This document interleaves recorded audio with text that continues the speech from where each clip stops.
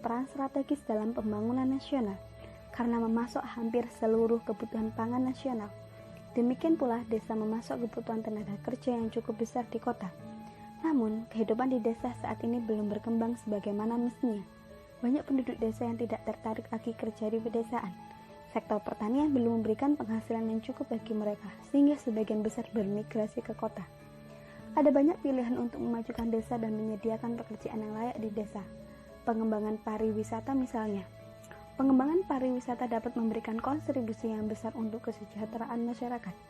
Di Indonesia, pariwisata menyumbang PDB 130,5 triliun rupiah, 8 pekerjaan bagi 11,9 juta orang, dan devisa sebesar 12,4 miliar US dollar.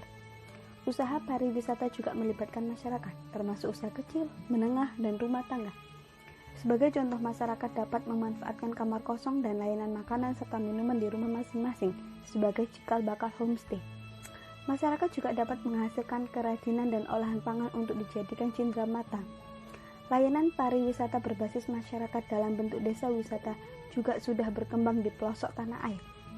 Beberapa contoh: Desa Wisata Nagari Pariangan, Sumatera Barat, Desa Wisata Penting Sari, Daerah Istimewa Yogyakarta, Desa Wisata Palipuran, Bali, Desa Wisata Sembalun di Lombok, Nusa Tenggara Barat, dan desa-desa lainnya. Strategi pembangunan desa wisata. Perkenalkan, saya Rizka Sidki. Jadi, penerapan konsep pembangunan berkelanjutan di sektor pariwisata dikenal dengan pembangunan pariwisata berkelanjutan, yang pada intinya konsep pembangunan pariwisata berkelanjutan ini melibatkan masyarakat secara langsung dalam pengerjaannya dan menekankan upaya perlindungan dan pengelolaannya yang berorientasi jangka panjang.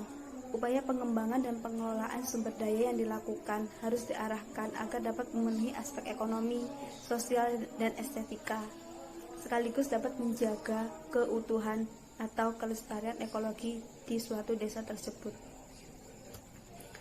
Pembangunan pariwisata berkelanjutan dapat diintegrasikan dalam 3 sasaran utama, yaitu yang pertama, alam dan budaya, di mana pada alam dan budaya ini, pariwisata itu harus tetap mampu menjaga keutuhan sumber daya alam dan budaya. Yang kedua, sosial ekonomi, di mana memberikan dampak positif bagi sosial ekonomi masyarakat setempat, seperti menumbuhkan kesempatan kerja dan menumbuhkan peluang pekerjaan baru. Yang ketiga, wisatawan. Di sini lebih menekankan pada tingkat kepuasan wisatawan terhadap layanan wisata yang telah kita berikan. Selanjutnya, apa sih desa wisata itu?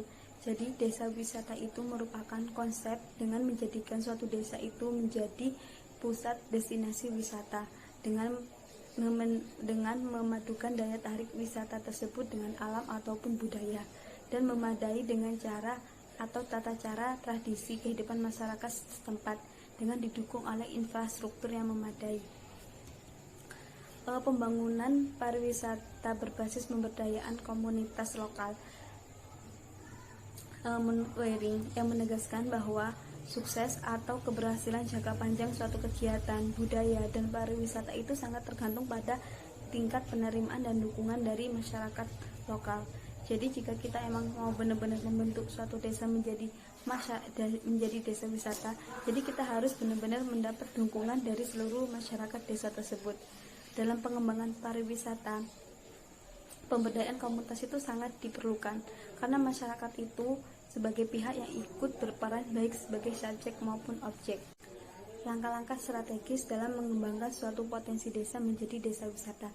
Di sini ada 3 tahapan. Yang pertama itu perencanaan, pelaksanaan, dan evaluasi. Kita mulai dari perencanaan terlebih dahulu.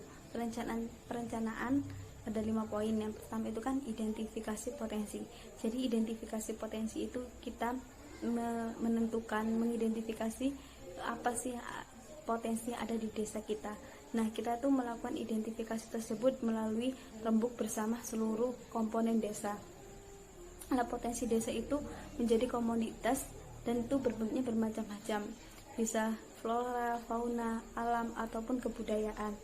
Yang kedua itu peningkatan sadar wisata. Nah, peningkatan sadar wisata ini bisa membentuk suatu kelompok yang disebut biasanya itu sabta pesona.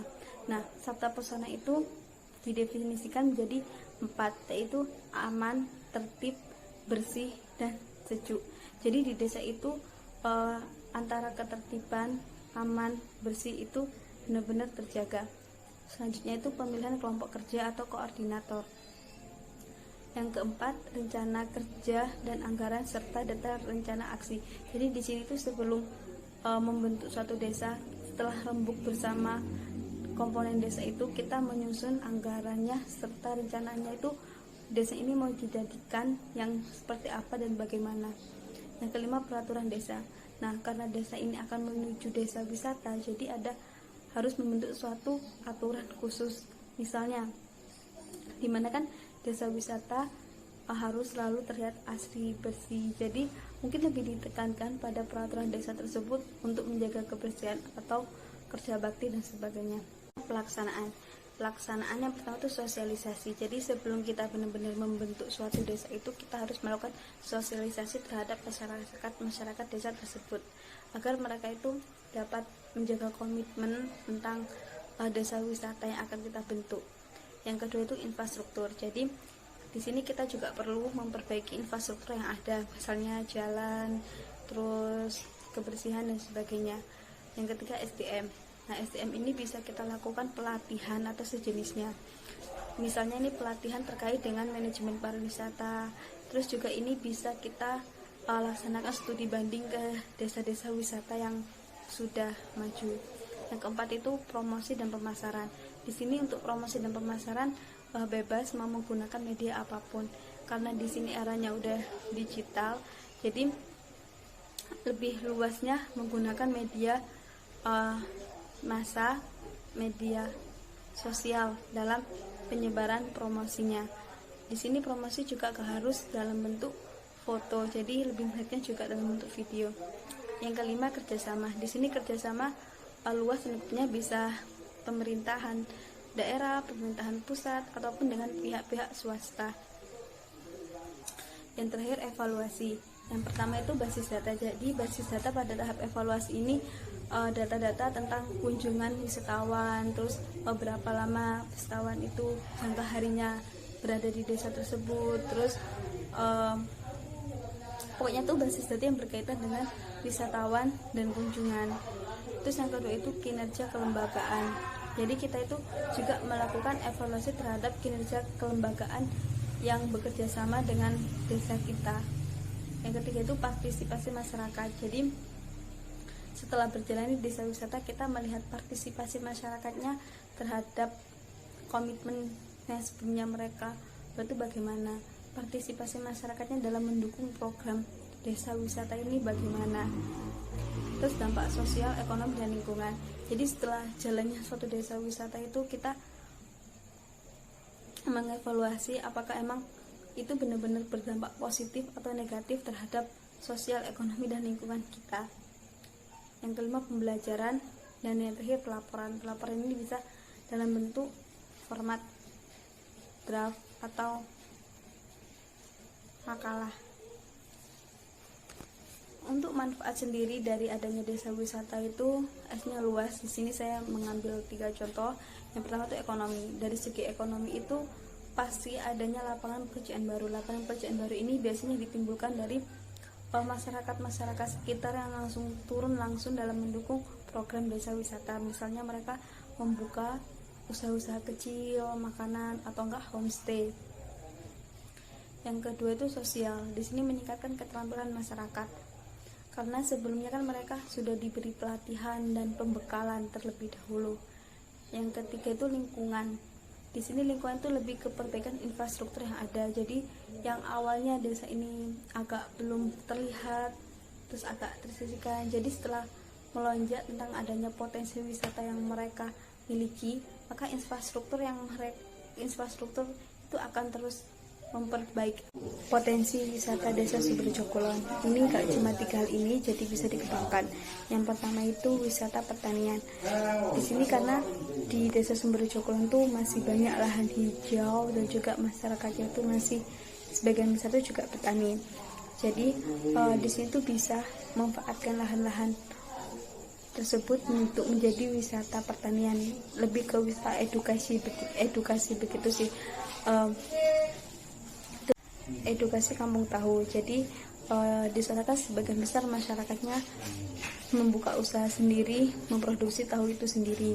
Jadi bisa disebutlah untuk membentuk suatu kampung tahu edukasi bagaimana pembuatan proses tahu tersebut, dan tahu itu bisa diolah menjadi makanan apa aja gitu. Itu wisata budaya. Kan di sana itu masih menjunjung tinggi kebudayaan yang ada, seperti Mbah Kawo, terus upacara-upacara adat saat panen atau sebelum panen. Nah, untuk wisata budaya ini bisa dibentuk seperti kayak galeri budaya atau house budaya gitu. Jadi di dalamnya itu rumah berisi tentang miniatur-miniatur atau video-video foto yang berkaitan dengan sejarah-sejarah yang ada. Potensi wisata yang luar biasa yang dimiliki Indonesia seharusnya bisa menjadi andalan untuk mengangkat taraf hidup masyarakat. Sektor pariwisata bisa menjadi sektor penopang pemasukan negara di bidang non-migas. Di era yang semakin maju, semakin banyak pula cara dan strategi untuk mengangkat potensi wisata di suatu daerah. Hasilnya, selain masyarakat memperoleh pekerjaan dan penghasilan dari usaha wisata, pelestarian budaya lokal bisa lebih terjaga. Contoh-contoh ini menunjukkan bahwa desa wisata merupakan konsep yang tepat untuk meningkatkan kesejahteraan masyarakat desa. Mari kita eksplorasi potensi desa kita dan kita kembangkan secara bijak menjadi komoditas yang mampu meningkatkan kualitas hidup dan kehidupan masyarakat. Sekian dari saya. Untuk pertanyaan bisa mengisi Google Form di bawah ini.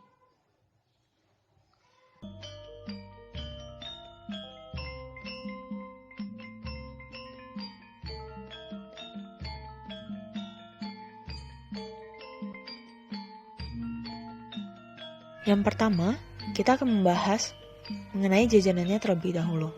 Dalam video ini, kita akan membahas bahan apa saja yang digunakan untuk makanan-makanan yang telah disebutkan.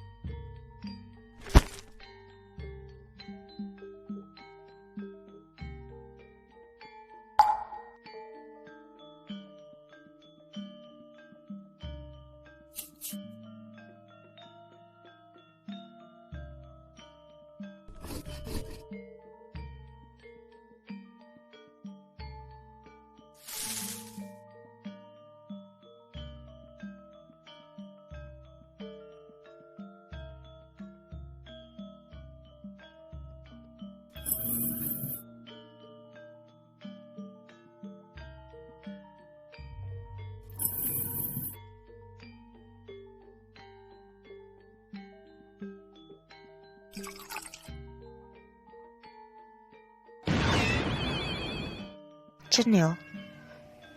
Untuk cenil, kita membutuhkan bahan tepung kanji, pewarna makanan, garam, kelapa parut, dan kinco. Kinco merupakan kuah yang digunakan untuk mengkonsumsi cenil. Kinco sendiri memiliki warna yang gelap, karena terbuat dari gula merah, air, dan gula pasir.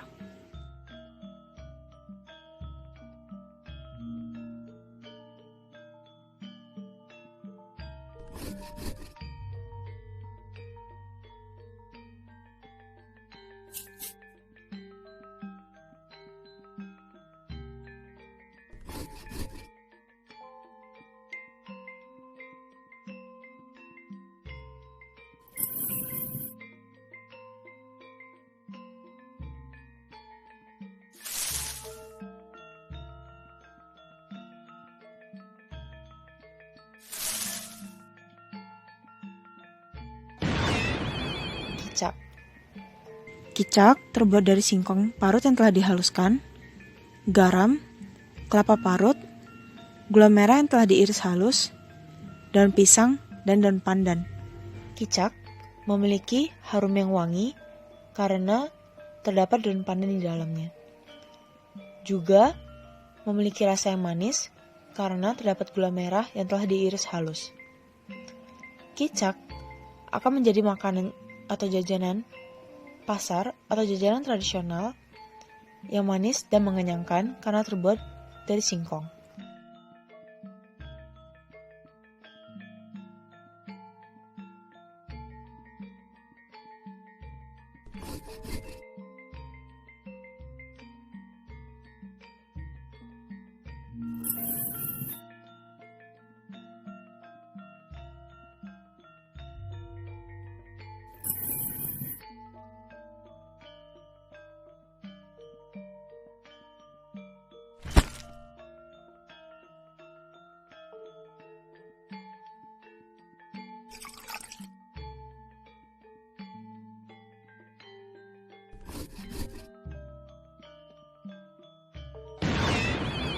Getuk.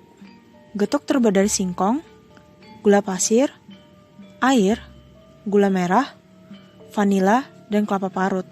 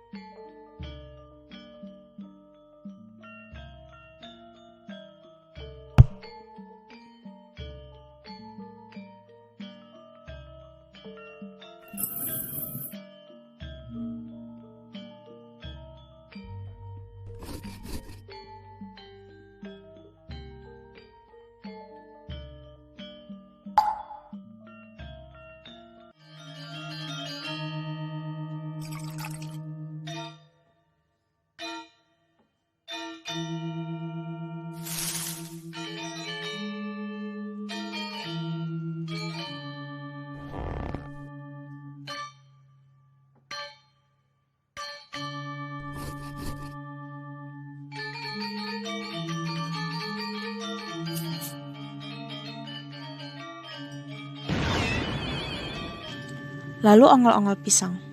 Ongol-ongol pisang terbuat dari singkong yang telah diparut, pisang tanduk atau pisang raja yang telah direbus, gula pasir, kelapa muda yang telah diparut, pewarna makanan, vanili, tali tuk untuk mengikat, kelapa, dan garam. Ongol-ongol pisang memiliki warna merah atau hijau.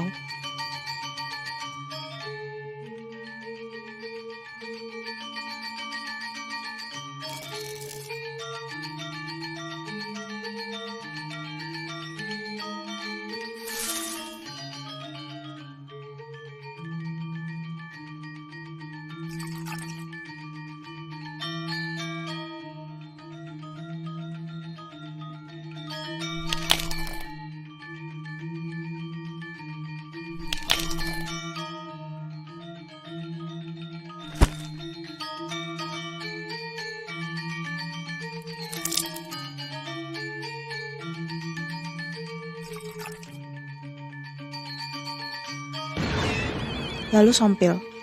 Sompil terbuat dari beras, daun pisang, air, yang dimana sompil ini juga memiliki hidangan tambahannya, yang bisa menjadi rempeyek, tempe, tahu, kedelai, dan sayur lodeh. Sompil memiliki rasa yang gurih.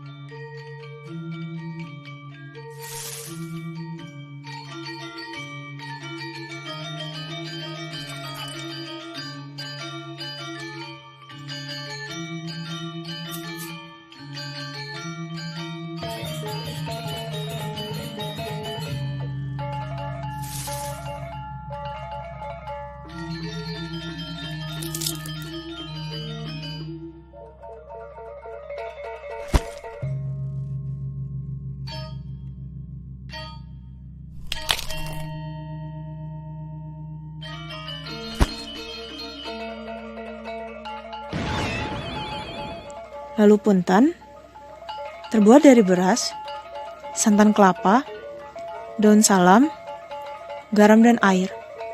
Bahan pelengkap dari punten adalah kecambah, kacang, sambal pecel, rempeyek, dan tahu. Punten dulu digunakan sebagai pengganti nasi.